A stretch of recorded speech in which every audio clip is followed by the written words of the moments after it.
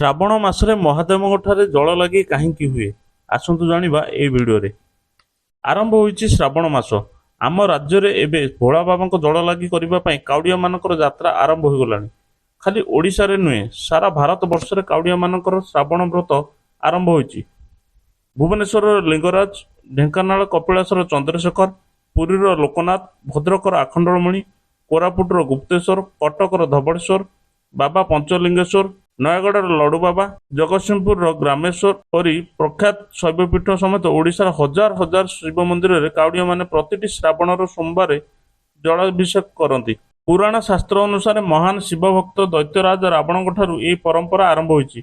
ସ୍କନ୍ଦ ପୁରାଣ ଅନୁଯାୟୀ ଦୈତ୍ୟରାଜ ରାବଣ ହରିଦ୍ୱାରରୁ ଗଙ୍ଗାଜଳ ନେଇ ଶିବ ଭଗବାନଙ୍କୁ ଲାଗି କରିଥିଲେ ଏବଂ ତ୍ରେତୟା ଯୁଗରୁ ଗଙ୍ଗାଜଳ ନେଇ ଭଗବାନ ଶିବଙ୍କୁ ଜଳାଭିଷେକ କରିବାର ପରମ୍ପରା ରହିଛି ବୋଲି ବିଶ୍ୱାସ କରାଯାଏ।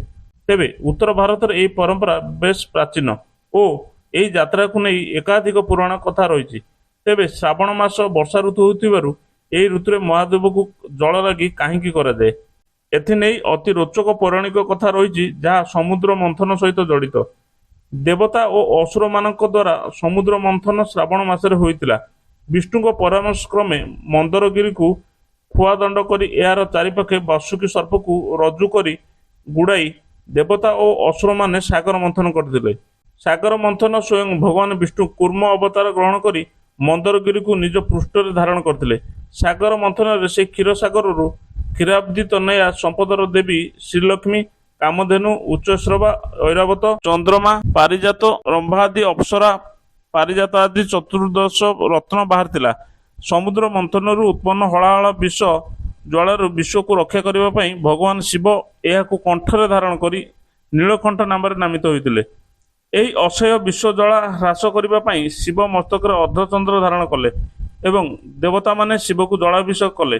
ଶ୍ରାବଣ ମାସରେ ଦେବତାମାନେ ଶିବଙ୍କୁ ଜଳାଭିଷେକ କରୁଥିବାରୁ ଏହି ମାସରେ ଶିବଙ୍କୁ ଜଳାଭିଷେକ କରିବାର ବିଧି ରହିଆସିଥିବାର ବିଶ୍ୱାସ କରାଯାଏ।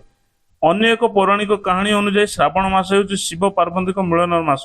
ଅଗ୍ନିରେ ନିଜକୁ ବିସର୍ଜନ କରିଥିବା ସତୀ ପରେ ଦେବୀ ପାର୍ବତୀ ରୂପରେ ପୁନର୍ଜନ୍ମ ପାଇଥିଲେ। ପାର୍ବତୀ ଶିବଙ୍କୁ ଲାଭ କରିବା ପାଇଁ କଠୋର ତପସ୍ୟା କରିଥିଲେ। ତପସ୍ୟାରେ ସନ୍ତୁଷ୍ଟ ହୋଇ ପ୍ରଭୁ ଶିବ ତାକୁ ବିବାହ କରିବାକୁ ନିଷ୍ପତ୍ତି ନେଇଥିଲେ ଓ ଏହା ଥିଲା ଶ୍ରାବଣ ମାସ। ସେଥିପାଇଁ ଶ୍ରାବଣ ମାସର ଗୁରୁତ୍ୱ ରହିଛି।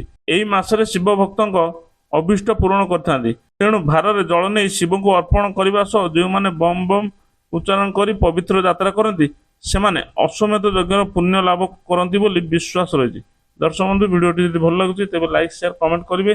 ଆଉ ଯଦି ଆମ ଚ୍ୟାନେଲକୁ ନୂଆ ଦେଖୁଥାନ୍ତି ତେବେ ସବସ୍କ୍ରାଇବ୍ କରିବାକୁ ଭୁଲିବେନି। ଜୟ ଜଗନ୍ନାଥ।